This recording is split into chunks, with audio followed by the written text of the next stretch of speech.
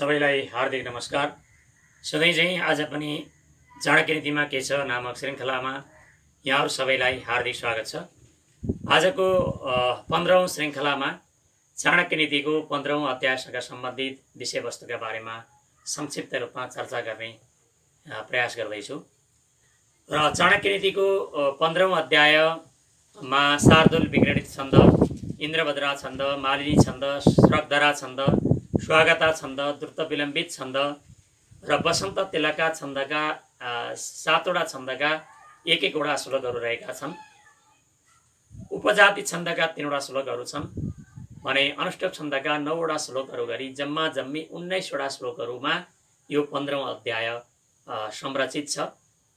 र यसमा विशेष गरेर सबै प्राणीहरूमा दया राखेमा के कस्ता चिजको आवश्यकता मानिदैन, मूर्ख र काँडाबाट बच्न के गर्ने, कस्ता व्यक्तिलाई लक्ष्मीले त्यागिदिन्छन्, धन नहुँदा ककसले छाड्दछन्, धन हुँदा ककसले आफ्नो आश्रय लिन्छन्, भ्रष्टाचारद्वारा आर्जन गरिएको धन कति वर्षसम्म टिक्छ रहन्छ, भोजन मित्र र धर्मको परिचय कस्तो छ, सार अध्ययन गर्नु किन आवश्यक छ, कस्तालाई चाण्डाल भनिन्छ, आत्मा नजानेका खण्डमा जीवनको स्वाद किन चाख्न पाइँदैन, अर्काका घरमा बस्दा के पाइन्छ, प्रेमको बन्धन कस्तो हुन्छ, चन्दन, हात्ती, उखु र कुलीन व्यक्तिले के कस्ता गुणहरू त्याग्दैनन्, आफैसँग राखिराख्छन् इत्यादि मुख्य विषयवस्तुको बारेमा यो 15औं अध्यायमा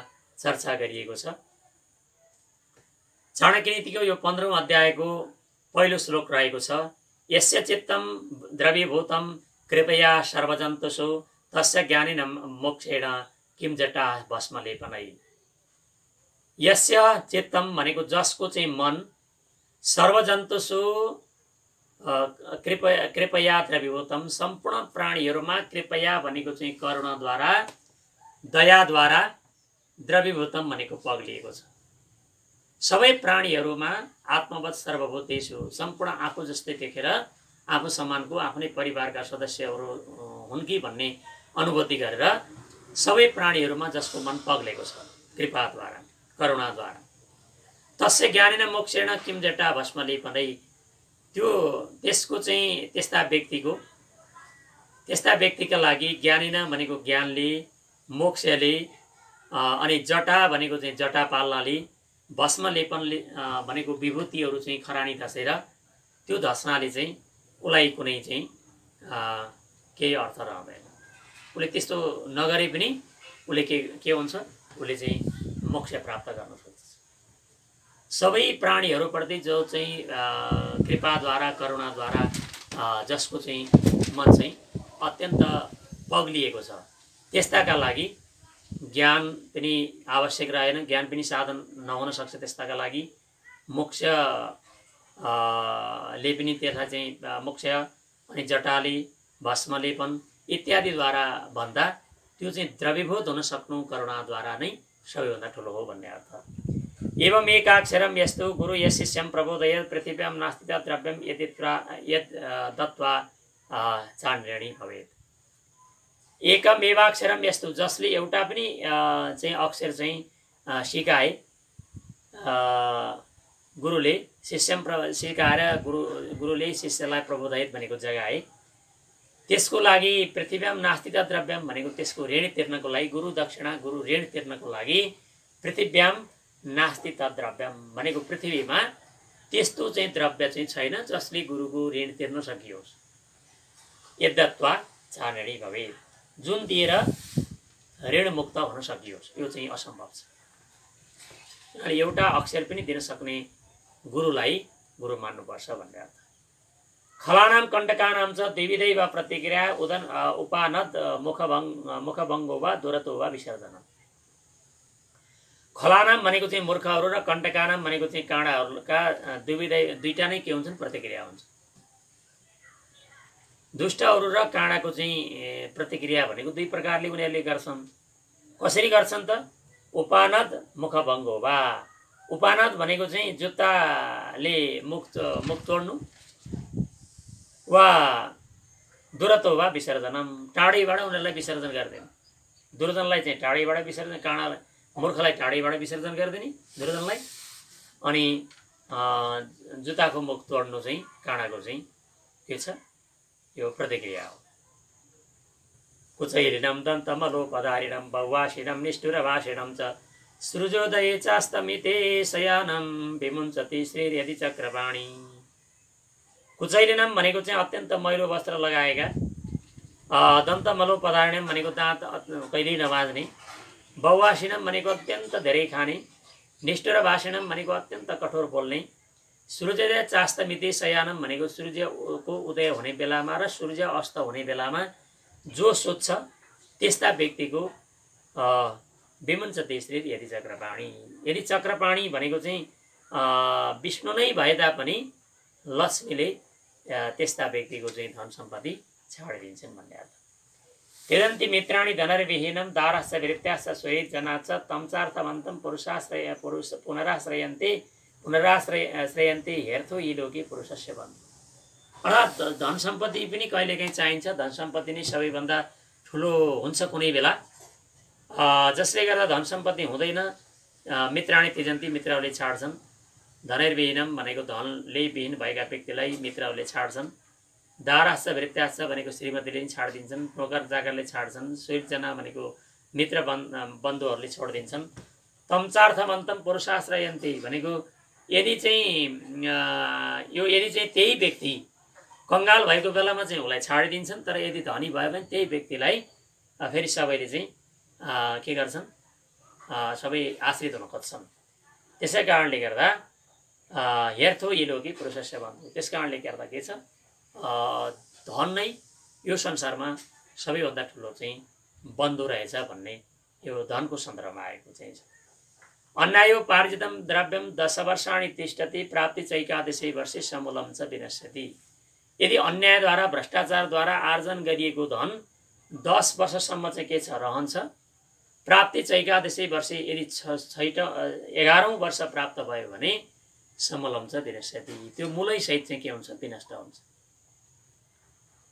अर्थात् यो धन सम्पत्ति म छोरा नाति पनातिको लागि कमाइदिएको छु भनेर जुन अहिले चाहिँ जोड्ने प्रचलन छ नि, यो भ्रष्टाचारीहरूले जनताको मत पाउने, भोट जित्ने जाने, जितिसकेपछि गएर हामीलाई त 4-5 वर्षको चाहिँ जनताले मतदान दिएका हुन् भन्यो, गाउँघर चाहिँ फर्कँदै नफर्कने, भ्रष्टाचारमा लिप्त हुने, लिप्त भइसकेपछि लिप्त भयो भने यस्ता व्यक्तिको छोरा नातिलाई पनाउने चाहिँ पुस्तासम्म चाहिँ धन आर्जन गरेर जोड्ने त्यो जुन प्रचलन छ, वास्तविक रूपमा त्यो चाहिँ के छ, 11औं वर्ष लागेपछि त्यो भ्रष्टाचार गरेर चाहिँ कमाएको धन चाहिँ समूलं च विनश्यति। त्यसको ब्याज लगानी प्रतिफल होइन कि त्यसको मूलधन पनि नाश हुन्छ भन्ने अर्थ।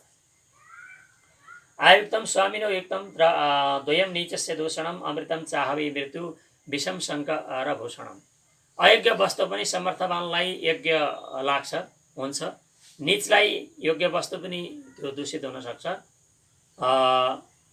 अमृतम राहवे मृत्यु भनेको चाहिँ अमृतले राहुको मृत्यु भयो, तर त्यही विषले गर्दा विष नै के भयो, शङ्करको भूषण भएर चाहिँ सुशोभित भयो।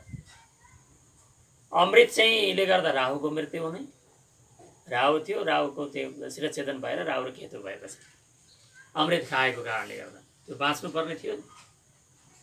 अमृतम राहवे मृत्यु त्यो के छ चाहिँ अलि निच स्तरको मान्छे भएको कारणले, निच स्तरको व्यक्तित्व, निच स्तरको भएको कारणले गर्दा त्यो चाहिँ के छ, राहु चाहिँ टाउको काटिएर एकातिर केतु एकातिर राहु भरेर बाँच्नु पर्यो। बाँच्न त अमृतकै कारणले बाँचिएका हुन्, तर अमृत खाएकै चाहिँ बदलामा उसको चाहिँ शिरच्छेदन गरिएको भने अब त्यही चाहिँ के छ, अमृत खाँदा चाहिँ राहु चाहिँ को मृत्यु भयो, तर विष खाँदा चाहिँ शङ्कर चाहिँ फेरि उनकै लागि गाना भएर विष चाहिँ शङ्करको घोषणा भएर तद्भोजनम यत् द्विजभुक्त शेषम तत्सवृतम यत् क्रियते परस्मिन् सबुद्धिमान यो न करोति पापम दम्बम विनायः क्रियते सधर्म। अब के हो त, तद्भोजनम यत् द्विजभुक्त शेषम भनेको त्यो भोजन त्यो हो जो चाहिँ घरमा द्विज भनेको ब्राह्मणले खाएर बचेको छ।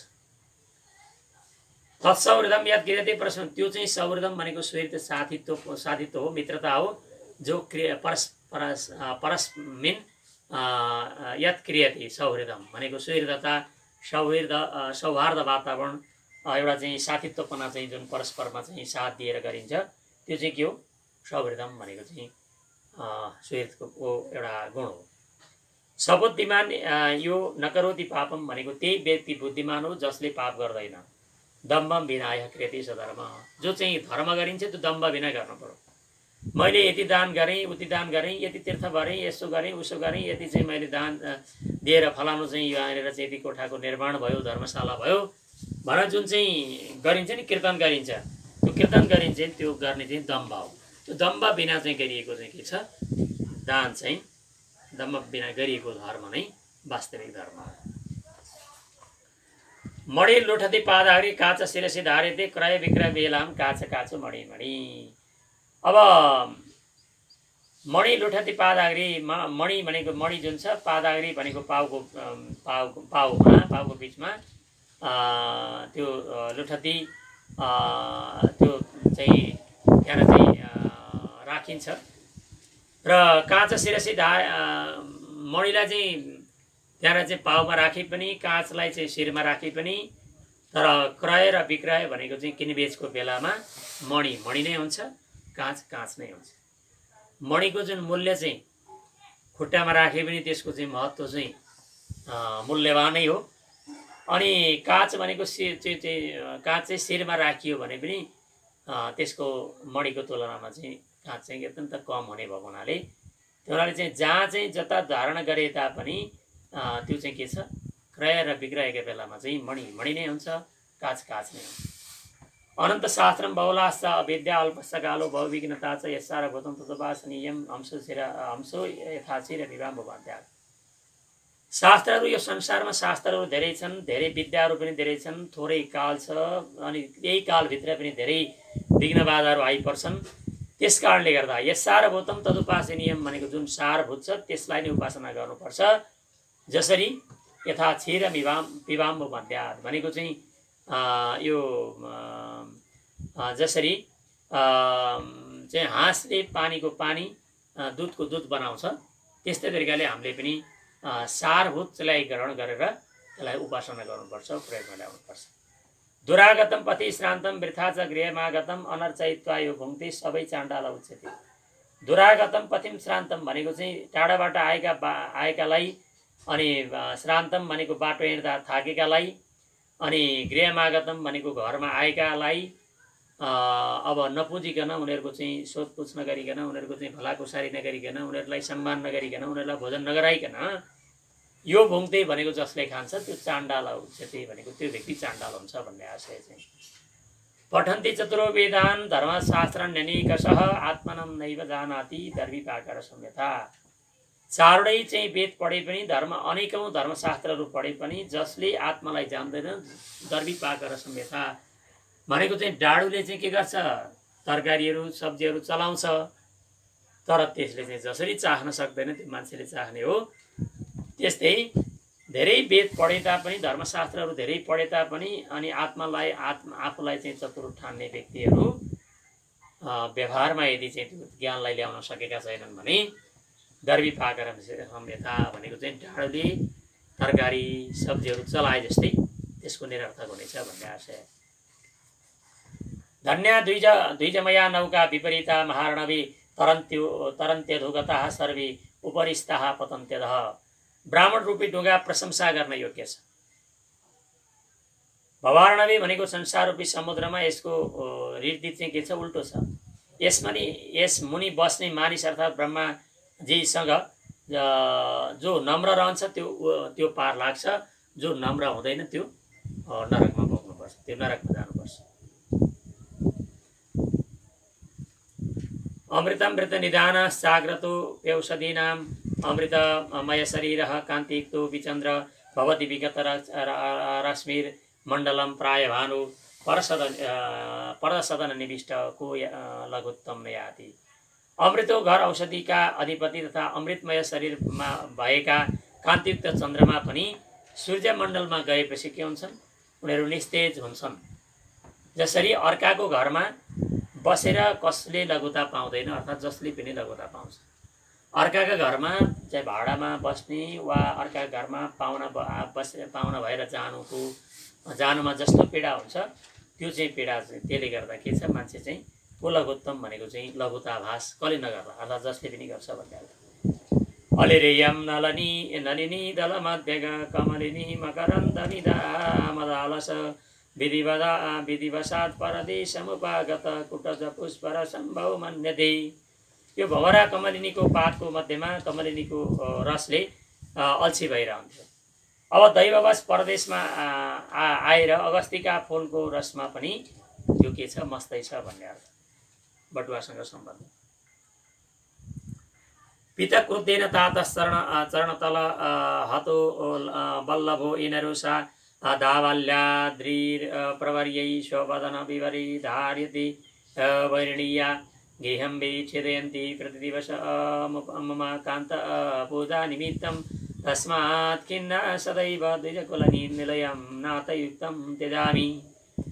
अब अगस्तीले मेरा पितालाई पिइदिए, जसले क्रोध गरेर मेरा पतिलाई लात्तीले हानिदिए, जो श्रेष्ठ ब्राह्मण केटाकेटीदेखि आफ्ना मुख विवरमा बैरिणी अथवा सरस्वतीलाई राख्दछन्, प्रतिदिन पार्वतीका पतिको पूजाका निम्ति मेरो गृहमा फुल टिप्दछन्। हे नाथ, यसै कारण देखिन्न कि अमर भएका ब्राह्मणहरूका घरलाई म सदा त्याग्दछु, यो लक्ष्मीले भनेकी हुन्। यस्तो खालको वन्दनानी खलु सन्ति बहुनी प्रेमराजु कृत बन्धनमन्यत दारु भेद निपुणो विषडङ्ग्री निष्क्रिय भवती पङ्कजकोशी। बन्धनमा त धेरै छन्, परन्तु प्रेमका डोरीको बन्धन बलियो छ। काठका प्वाल पार्न सक्ने भए पनि भमरा कमलका केसमा बोकेको हुन्छ, अर्थात् केही गर्न सक्दैन। छिन्नोपि चन्दन तरु न जहाति गन्धम वेदोपि वारणपति न जहाति लीलाम मन्त्रार्पितो मधुरतां न जहाति विचक्षु छेडोपि न त्यजति शील गुणान् कुलीन। चन्दनको वृक्ष काटिएर पनि गन्ध आउन छाड्दैन, हात्ती बुढो भएर पनि विलास उसले गर्न छाड्दैन, उखु कोलमा पेले पनि मधुरता उखुको डाँठमा आइरहन्छ र पुरुष चाहिँ दरिद्र भए तापनि सुशीलताको गुण उसले त्याग्दैन। यो चाहिँ चाणक्य नीतिको 15औं अध्यायको 18औं श्लोक। अब 19औं तथा अन्तिमौं श्लोक छ। उर्व्याम कोपी महिधरो लघुतरो दोर्व्याम धृतो लीलया तीरत्तम विभूतली च सततं गोवर्धनो गीयते। हे त्वं त्रैलोक्यधरं वहामि कुचैरो अग्रे न तद्गण्यते। किं वा केशव भाषणेन बहुना पुण्डे यसो लभ्यते। पृथ्वीमा कुन अत्यन्त हलुको पदार्थ पर्वतलाई अनायास भावमा धारण गर्दा तपाईँ स्वर्ग र पृथ्वीमा सर्वथा गोवर्धनधारी हुन् भनेर कहलिनुहुन्छ। तिनै लोकलाई धारण गर्ने भएका हजुरलाई म कोटी केवल कुचका अग्रभागमा धारण गर्छु, यो केही गनिँदैन। यो केशव धेरै भनेर हे केशव धेरै भनेर के गर्नु, पुण्यले मात्र यो यस पाइन्छ।